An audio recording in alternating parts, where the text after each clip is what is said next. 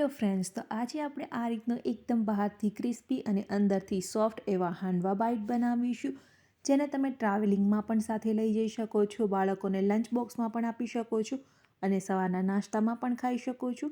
તો એ માટે સૌથી પહેલાં આપણે 1 કપ ચોખા લઈ લઈશું, અડધો કપ અડદની દાળ, અડધો કપ ચણાની દાળ અને અડધો કપ મગની દાળ. તો અહીંયા જે બધી દાળનું પ્રમાણ છે એ આપણે અડધું રાખવાનું છે ચોખા કરતાં. બધી જ વસ્તુને એકદમ સરસ રીતે મિક્સ કરી લઈએ. ત્યારબાદ આપણે એમને 1 થી 2 પાણી વડે એકદમ સરસ રીતે વોશ કરી લેવાની છે, જેનાથી એમની અંદર જો કચરો હોય અને ચોખાનું જે સફેદ પાણી નીકળે છે એ સાફ થઈ જાય.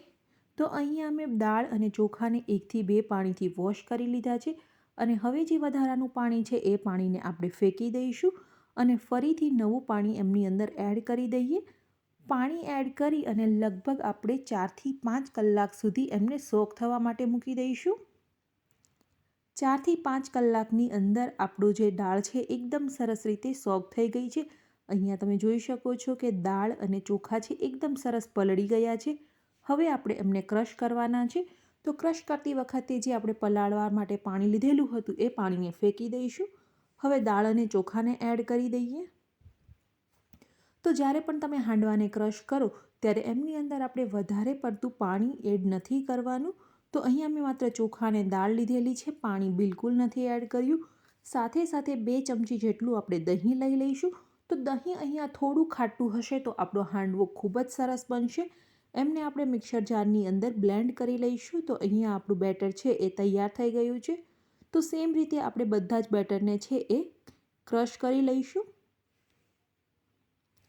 હવે આપણે આ બેટરને લગભગ 5 થી 6 કલાક માટે રેસ્ટ કરવા મૂકી દઈશું. 5 થી 6 કલાકની અંદર છે આપણા બેટરની અંદર ખૂબ જ સરસ આથો આવી જશે. તો ગરમ જગ્યા પર જ તમારે મૂકવાનું છે, જેનાથી ઝડપથી આથો આવી જાય. જો શિયાળો હોય તો થોડો વધારે ટાઈમ લાગશે અને ઉનાળામાં છે એ 4 થી 5 કલાકમાં પણ એકદમ સરસ આથો આવી જશે. તો અહીંયા 4 થી 5 કલાક પછી આપણું જે બેટર છે એકદમ સરસ રીતે ફર્મેન્ટ થઈ ગયું છે. તો અહીંયા તમે જોઈ શકો છો કે આપણું બેટર છે એકદમ સરસ આથો આવી અને તૈયાર થઈ ગયું છે.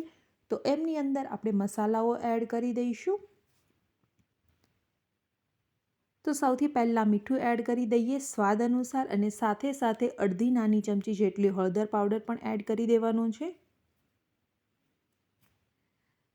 આદુ મરચાં અને લસણની પેસ્ટ મેં અહીંયા લીધેલી છે 1 ચમચી. ત્યારબાદ દૂધી અને ગાજરને મેં ખમણીને લીધેલા છે. તો અહીંયા તમે હાંડવાની અંદર જે પણ વેજીટેબલ્સ એડ કરવા માંગતા હોય એ બધા જ વેજીટેબલ્સ એડ કરી શકો છો. તો મેં અહીંયા માત્ર અત્યારે દૂધી અને ગાજર જ લીધેલા છે. એમને એડ કરી અને એકદમ સરસ રીતે આપણે મિક્સ કરી લઈશું.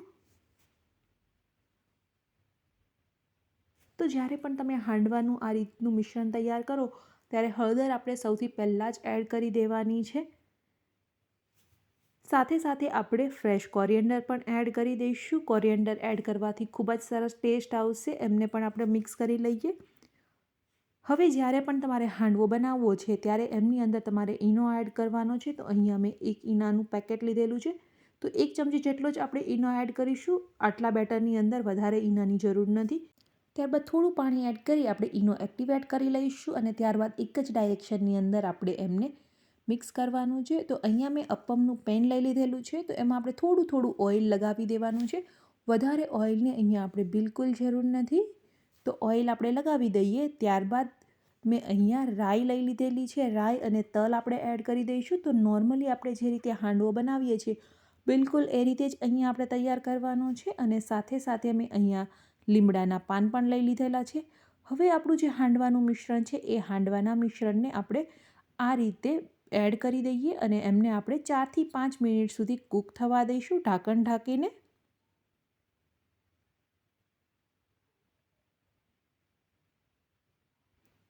તો અહીંયા 4 થી 5 મિનિટ પછી એક સાઈડ આપણો હાંડવો છે એકદમ પરફેક્ટ તૈયાર થઈ ગયો છે.